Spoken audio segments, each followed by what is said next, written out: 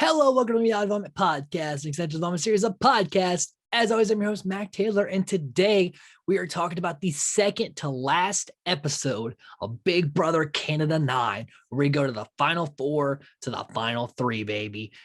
Man, we are almost done with Big Brother Canada 9. That is insane. It's been a great season. Some people have called it the best season, and you're entitled to your own opinion. While it's not the best season in my own opinion, it's also still fresh. Maybe in a few years, we'll look back on it and I'll be like, you know what? Good job, BBCAN 9, you're the best. But there's still a couple of other BBCAN seasons I think they're just a little better. But overall, it's been great. I've had a blasty blast, man. So let's go ahead. Let's get into the business and talk about the setup for the finale. As tonight, or as of time of recording tonight, it's over. So, some time of mine's going to free up, and that's going to be great. But I am sad to see it go. So let's talk about it. So in the beginning, they try to use like they use Tara being like, cowards. And Keith are like, don't call me a coward. Ty's like, enjoy jury, Beth. But they don't have like an angry soundbite for Bray because he's not had an argument with anybody. So it's just him saying this game is stressful. And I'm like, oh man, that's kind of fun that they probably searched some footage to try to find like, is there any of Bray mad? No, he hasn't really had any arguments with anybody, which is a testament to his social game. And also just how much he wasn't there in the first few weeks. So the house guest that's dropped it, hey, we're going to have an eviction on the day you weren't expecting to have an eviction. I'm not entirely sure why that was like made a thing. It's not huge. It's not like a double eviction or anything where it's like this big deal. We had to go from 4 to 3. We know that. They know that. Let's just do it. Keith, he's ready for war in one scene, but he always has to talk himself up. I feel like Keith has a lot of confidence issues. And a lot of people are like, he's just so back and forth. I'm like, he is. But like, if you grow up being self-conscious and like constantly second guessing yourself, you have to do this. Most of the time people don't see you do this. They just see how you deliver. They don't see how you prep. Big Brother, you see it all. So Keith, it's hard for him to get out of that. Especially in this week, he's in his head of like, I'm in major trouble. Like, if I don't win this veto, I'm probably done. And he doesn't really have a lot of fight in him. And I'm sad that he doesn't have a lot of fight in him. But then again, I don't know his upbringing. And I can tell just by this watching him do these things, he has a hard time being confident. Like, that isn't just false confidence. Like, I'm going to win. I'm the best. I feel like that's a lot of false confidence. So we get the code veto competition, which I think this is one of the best competitions they've had all season. And I really like this competition because it mixes a lot of things. You have to like go and like unlock a filing cabinet, get these letters, figure out it says garbage, go to the garbage, get a black light, find the lettering to get the pictures. It's like answering the days kind of comps of like who is nominated twice, who's had odd eviction votes. You put all the pictures in the right order. Then you go and you have this wall with these colored numbers, and you got to remember it, bust through the wall and try to unlock the code. If you get it wrong, you have to put the wall back together. So it's like you got problem solving, you got some physicality in a way of like running back and forth. You got memorizing what's happened in the seasons. You got some memory in there. This is a really good, solid comp. And I also like the design of being like old-timey news and in Superman style, transferring into the superhero stuff. I really dug it. Like I said, I think it's the best comp they've had in a long time. And this season's comps have just been so good because it's hard for the physical guys to run with it. And I think we need to, especially Big Brother America, needs to take note and try to, emulate these style of competitions, because that's why we've had the final four that we have. So Tara really moving fast, really only makes a mistake there at the end, having to do it the wall twice. But with the black light, I'm like, it's a good thing they're not in the HOH bedroom, because there's Jed and Beth everywhere in there. You might not want to have that light in there. Nevertheless, Tara moves very fast through this competition. Bray, he messes up the photos once, and the wall pretty badly because he's just not quite getting it. Tara only messed up like a number on the wall. Bray just messed up putting the wall together as a whole.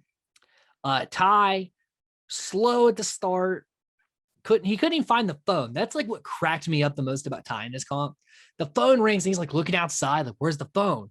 Like looking all around. He looks outside for a rotary phone. Like, Ty, what the hell? It's crazy that, but I was laughing my ass off. But I was like, Ty, like, it's on the table. Where else would it be in this room? Have you not seen the old superhero movies or even the Powerpuff Girls? We pick up the red phone. And Ty did not, he saw the numbers, but didn't study the colors. And I know some people are like, well, you should have looked at the colors. And I'm like, one, it's a high stress situation. And two, I don't really think you're thinking in that moment, like, oh, the colors are also going to be over there. You're just thinking to memorize the numbers. While it's a mistake that cost him time, I can see even myself making that mistake. So we get the times. Keith also struggles with the wall, by the way, really bad struggle with the wall. So Ty gets fourth with 31-30. Bray gets third with 28-33.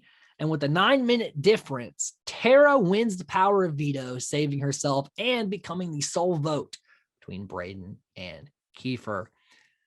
Man, Tara has really come alive since Tina's eviction. Because leading up to Tina's eviction, I didn't think Tara had a snowball's chance in hell of winning this game. And while I think she still isn't the front runner to win this game, or even the second, she has a chance. I could see Tara winning and be totally fine with Tara winning. And I never would have thought I'd said that midway through this season. And she's obviously conflicted because I really think both ways make sense. Because if you take out Braden, Keith is going to take you to the end and Ty is going to take you to the end. Because, Ty is not going to take Keith and Keith's not going to take Ty. They think they could beat you. So if you take out Bray, you're guaranteed final two. Because, and if you really don't think you can win, you need to get to the final two at least to get some of that money. Now, to take out Kiefer's the front runner. If you sit next to Kiefer, you lose. So if you take out Kiefer, you could try to maybe convince Braden and Ty to take you, but that's a long shot. So you have to win the final HOH to get to the final two, but you have a better chance of beating Ty or Braden. So both moves make total sense.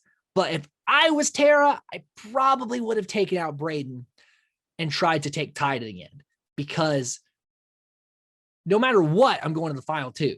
There's a chance Braden or Ty win final HOH and take me out, and now I don't get any money. That's not good. But that's just me, and I like to up my odds. But both moves make sense. And I do think Kiefer's the biggest target, and it does make sense to take him out. And she does get that resume move of, I was the one who evicted Kiefer. It was my choice. So I do like that Tara, thinks that. And she's conflicted, but while Bray and Ty are kind of like, hey, they're telling her, everything she wants to hear. Ty's like, I take you. Bray's like, I take you. Of course, I can only have a chance against you. I don't have a chance against Ty. When she comes to Keith, he kind of just gives up. He's like, well, I really wish you wouldn't do it, but I understand. And I'm like, no, that's not what you say. You say, hey, listen, you need to keep me because I will take you to the end. Bray and Ty will take each other. If you want to guarantee your spot in the final two, Tara, take Bray out and let's do this together. Like, get pumped, get in there, let her know you mean business. That's not what he did. He just kind of laid down. And I didn't really enjoy that from Keith. I had to be hard on him about that. Like I said, I understand where his, maybe his confidence isn't all there, but like, this is the moment, Keith.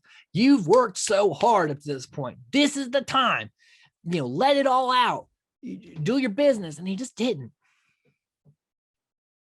So then we get a jury segment, and Vic again with the floater joke about Ty. I'm like, that is the third reference of a floater. I'm like, Vic, just because people don't make crazy, stupid moves doesn't mean they're not playing the game. It just means they're playing the game better than you. So I don't enjoy that. The term floater is just way too loosey-goosey.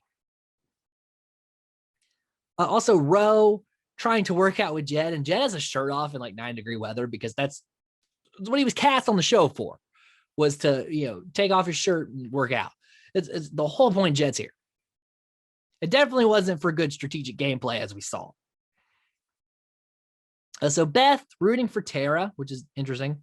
And obviously Vic super stoked to see Beth fall. Rose super stoked to see Beth fall. Tina super stoked to see Beth fall because she was so confident, thought she had this game in the bag, her and Jed both, and they went out back to back. Great stuff. And they're reunited, and Jed's like, I want to pursue something outside of Big Brother. And I'm like, Jed, didn't she tell you that she wanted you to hook up with her friend because she doesn't want to be with you? Like, wasn't that a conversation you had on the feeds? Why do you think all of a sudden now that it's changed? So Ty's obviously pushing for Keith to go, but Bray last minute does get that pitch in of like, listen, telling her everything she wants to hear. I'm Team Tara all the way. And like I said, Keith just kind of lays down there. So Tara uses the veto on herself and does evict Kiefer because she says, I can't beat you. I can't beat the best. And Keith, it's very sad. And even his message before the eviction, he doesn't appeal to Tara. He just basically says his goodbye to the Big Brother game.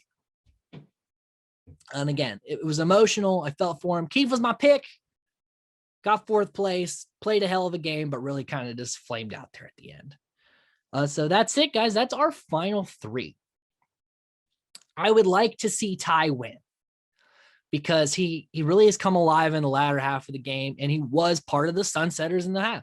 He's played the whole time, but he really made his own game there at the end. And he has not touched the block. And even if he doesn't win final HOH and Bray takes him, he still didn't touch the block when it was really a pertinent thing. Derek Levasseur touched it at final 3. So I got to give it to, and Ty is no Derek Levasseur, but I think Ty deserves the win. And if not Ty, I would say Tara played a hell of an end game here. And while Bray has had a good social game and has won comps, he just was non-existent in the first part of the game, whereas Tara was at least there. She wasn't playing well, but she was playing. Whereas Bray, until Austin's eviction, didn't do shit. And even then, it took him a little bit to get his footing. So, and I'm not saying he doesn't deserve it. If Braden walks away the winner of Big Brother Canada 9, I'm happy. Any of these 3 win, I'm happy. But in order, I would like it to be Ty, Tara, then Bray. So cannot wait for the finale tonight, which I will be watching live and maybe on Twitter, live tweeting my reactions to it. May not, depending on how my timing goes and everything with that.